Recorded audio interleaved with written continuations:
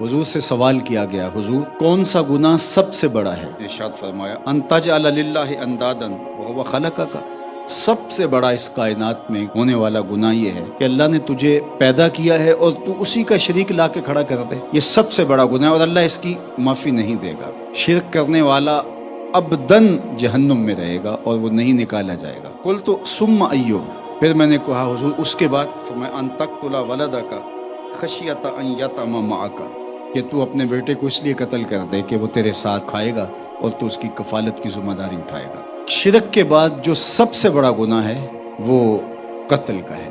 یہ بات ذہن میں رکھیے کہ قیامت کے دن سب سے پہلا سوال جو بندے سے ہوگا وہ ہوگا نماز کے بارے میں، لیکن سب سے پہلا فیصلہ قیامت کے دن قتل کے بارے میں ہوگا۔ اور اللہ جل شانہ نے قرآن مجید میں ارشاد فرمایا جس نے کسی ایک انسان کو قتل کیا اس نے گویا پوری انسانیت کا قتل کیا، اور جو ایک شخص کی زندگی بچانے کا سبب اور ذریعہ بنا اس نے پوری انسانیت کو زندگی بخش دی۔ اور یہ بات بھی ذہن میں رکھیے کہ صرف قاتل یا قتل کو مدد دینے والا، اس کو اسلحہ فراہم کرنے والا، وہی مجرم قرار نہیں پاتے۔ قتل کا ماجرا اس قدر حساس ہے کہ ارشاد فرمایا جس نے کسی انسان کے قتل میں آدھے جملے سے بھی مدد کی، کلمہ کا کچھ حصہ، یعنی ہلا شیری دیتے ہوئے بعض کا جملہ بھی پورا زبان سے ادا نہیں ہوتا، تو اس لیے شطر و کلمہ کہا گیا۔ جس نے کسی انسان کے قتل میں آدھے جملے سے بھی مدد کی،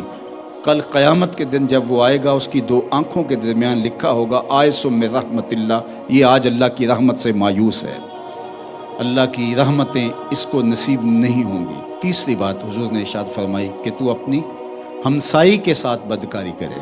بدکاری تو کسی بھی نوعیت اور کسی بھی حیثیت کے اندر جرم ہے، لیکن بالخصوص ہمسائے کے ساتھ، اور ہمسایہ وہ نہیں ہوتا کہ جس کی دیوار آپ کی دیوار کے ساتھ لگتی ہے، 40 گھروں تک ہمسائیگی ہوتی ہے۔ تو فرمایا کہ اگرچہ یہ بہت برا اور کبھی عمل ہے، لیکن ہمسائے کے ساتھ یہ عمل اور بھی زیادہ قباحت اختیار کر جاتا ہے۔ حضرت عبداللہ ابن مسعود رضی اللہ تعالیٰ عنہ سے ایک اور روایت بھی مروی ہے، اور وہ پہلے وہ چیزیں انہوں نے پوچھی حضور سے جو سب سے افضل و اشرف ہیں۔ وہ فرماتے ہیں کہ میں نے حضور سے کہا ای الاعمال افضل، آقا کریم نے فرمایا الصلاۃ لمواقیتہا، نماز وقت پہ پڑھنا۔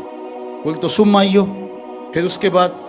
قال بر الوالدین، والدین کی فرما برداری۔ پھر حضور سے پوچھا کہ حضور اس کے بعد تیسرا اچھا عمل کون سا ہے؟ قال الجہاد فی سبیل اللہ، ماں باپ کی فرما برداری کو جہاد فی سبیل اللہ سے بھی مقدم رکھا۔ اس میں اہل خدمت کے لیے بہت نشانیاں، بلکہ ایک شخص خدمت میں آیا اور اس نے حضور سے جہاد کی اجازت طلب کی، تو آقا کریم نے اسے پوچھا احی والدہ کا، کیا تیرے والدین زندہ ہیں؟ قال نعم، جی حضور میرے والدین زندہ ہیں۔ قال ففیہما فجاہد، کہا جا ان کی خدمت کر، یہی تیرا جہاد ہے۔ ماں باپ گھر تڑپ رہے ہیں اور بیٹا تبلیغی چلہ کاٹنے گیا ہے، یہ کوئی دین نہیں ہے۔ ماں باپ کو ضرورت ہے اور بیٹا جہاد پہ گیا، کوئی دین نہیں ہے۔ ماں باپ تڑپ رہے ہیں اور بیٹا جا کے پیر صاحب کے دربار پہ جھاڑو دے رہا ہے، کوئی دین نہیں ہے۔ فرمایا انہی خدمت کر، یہی تیرا جہاد قرار۔